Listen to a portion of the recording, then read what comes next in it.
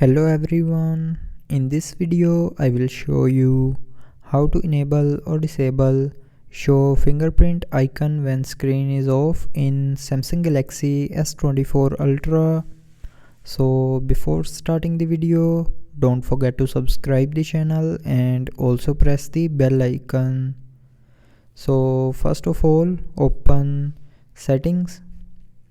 Now in settings, scroll down and here click on security and privacy. Now in security and privacy, scroll down and click on biometrics, and here in biometrics click on fingerprints.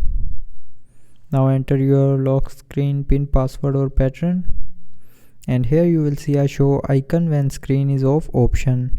So tap on this option, and from here you can enable or disable show fingerprint icon when screen is off. So if you want to disable the fingerprint icon when the screen is off, then select never. And if you want to enable show fingerprint icon when screen is off, then from here select on always on display or tap to show. So you can select any one option from these two options to enable the fingerprint icon when screen is off.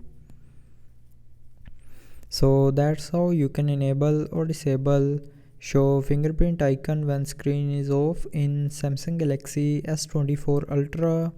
So I hope you liked the video. Thanks for watching.